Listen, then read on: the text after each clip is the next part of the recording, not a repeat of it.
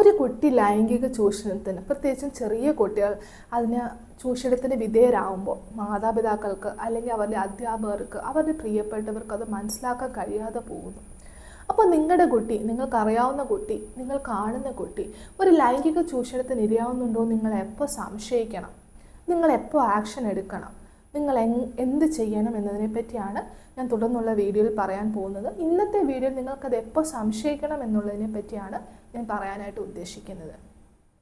കാര്യം പലപ്പോഴും ഒത്തിരി വർഷങ്ങൾ പീഡിപ്പിച്ച ശേഷം ചിലപ്പോൾ അവർ വലുതായിട്ട് പുറത്ത് പറയുമ്പോൾ നിങ്ങൾ അറിയുന്നു, അല്ലെങ്കിൽ അവർ പ്രഗ്നൻ്റ് ആകുമ്പോൾ നിങ്ങൾ അറിയുന്നു, അല്ലെങ്കിൽ അവർ മരിച്ചതിന് ശേഷമാണ് പലപ്പോഴും പല പീഡനങ്ങളും പുറത്ത് വരുന്നത്, അല്ലേ? അപ്പം ഇതിൻ്റെ ഒരു തുടക്കത്തിൽ തന്നെ നിങ്ങൾക്ക് മനസ്സിലാക്കാൻ കഴിയുകയാണെങ്കിൽ നമ്മുടെ കുട്ടികളെ സംരക്ഷിക്കാനായിട്ട് നമുക്ക് കഴിയും. അപ്പോൾ എപ്പോഴാണ് നിങ്ങൾ സംശയിക്കേണ്ടത് എന്നുള്ളതിനെ പറ്റി നമുക്ക് നോക്കാം. കുട്ടികൾക്ക് ശാരീരികമായിട്ട് കാണിക്കുന്ന ലക്ഷണങ്ങളുമുണ്ട്, അവരുടെ സ്വഭാവത്തിൽ, അവരുടെ ബിഹേവിയറിൽ വരുന്ന ചേഞ്ചസുമുണ്ട്. ഈ ഒരു കാരണം വന്നതുകൊണ്ട് അവർ ചൂഷണം ചെയ്യപ്പെടണമെന്ന് 100% പറയാൻ പറ്റില്ല. പക്ഷെ ഒരു സംശയം നമ്മൾ എടുക്കുകയും അതില്ല എന്ന് ഉറപ്പ് വരുത്തേണ്ടത് ഓരോ മാതാപിതാക്കളുടെയും കടമയാണ്. ശരീരത്തിൽ എന്തൊക്കെ മാറ്റങ്ങൾ വരുന്നു നോക്കാം. 100% ഉറപ്പിക്കാൻ നമുക്കറിയാം, പ്രഗ്നൻ്റ് ആകുകയാണെങ്കിൽ തീർച്ചയായിട്ടും കുട്ടി ചൂഷണത്തിന് വിധേയരായി എന്നുള്ളതിന് ഉറപ്പാണ്. മറ്റെന്തൊക്കെ കാരണങ്ങളുണ്ടെന്ന് നോക്കാം.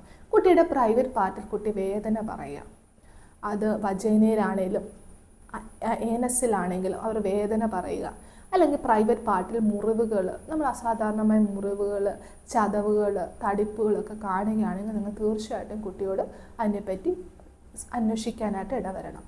അവരുടെ അടിവസ്ത്രങ്ങളിലൊക്കെ രക്തക്കറയോ അല്ലെങ്കിൽ മറ്റെന്തെങ്കിലും സെക്രേഷൻസോ കാണുന്നുണ്ടോ എന്നുള്ള കാര്യവും നിങ്ങൾ ശ്രദ്ധിക്കേണ്ടതായിട്ടുണ്ട്.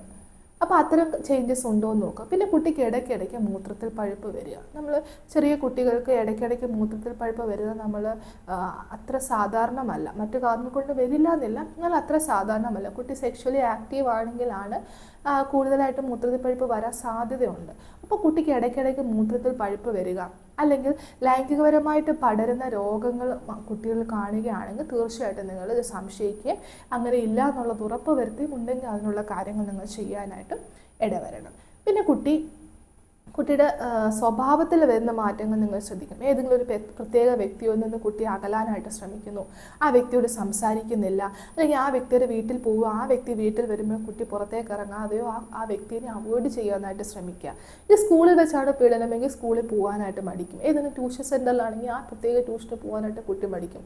അവിടെ പോകേണ്ട ദിവസങ്ങളിൽ സ്ഥിരമായിട്ട് തലവേദന വരിക, വയറുവേദന വരിക, ഛർദ്ദിൽ വരിക, അത്ര ശാരീരിക അസ്വസ്ഥതകൾ വരിക. അത് കാരണം അവരുടെ പേടി കൊണ്ടാണ്, ഉത്കണ്ഠമായിട്ട് റിലേറ്റഡ് ആണ്. അത് കാരണം ഇത്തരം ശാരീരിക ബുദ്ധിമുട്ടുകൾ വന്ന് സ്ഥിരമായിട്ട് പോവാൻ എന്തെങ്കിലുമൊക്കെ കാരണങ്ങൾ ഉണ്ടാകുകയും ചെയ്യുന്നൊരവസ്ഥ ഉണ്ടെങ്കിൽ അവിടെ എന്തോ ഒരു പ്രോബ്ലം ഉണ്ടെന്നുള്ളത് നിങ്ങൾ സംശയിക്കേണ്ടിയിരിക്കുന്നു.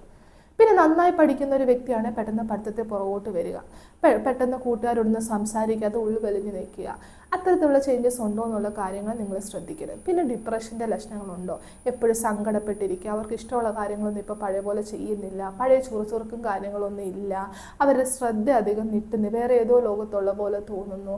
അത്തരത്തിലുള്ള കാര്യങ്ങളുണ്ടെങ്കിൽ നിങ്ങൾ നിങ്ങളുടെ കുട്ടീനെ ശ്രദ്ധിക്കേണ്ടതായിട്ട്. പിന്നെ ചെറിയ കുട്ടികളാണെങ്കിൽ അവർ മറ്റു പല കാര്യങ്ങൾ കൂടി കമ്മ്യൂണിക്കേറ്റ് ചെയ്യാൻ ശ്രമിക്കും. ഉദാഹരണത്തിന് അവരെഴുതുന്ന കഥകൾ, അവരെഴുതുന്ന കവിതകൾ, അവർ വരയ്ക്കുന്ന പടങ്ങളിലൊക്കെ ഒരു വ്യക്തിയെ ക്രൂരനായിട്ട് ചിത്രീകരിക്കാൻ ശ്രമിക്കുക. അവരനുഭവിക്കുന്ന ശാരീരിക അല്ലെങ്കിൽ ലൈംഗികപരമായ ചൂഷണങ്ങൾ അവർ പുറത്ത് പറയാനായിട്ടും അതിലൂടെ കമ്മ്യൂണിക്കേറ്റ് ചെയ്യാനായിട്ട്, നേരിട്ട് പറയാനുള്ള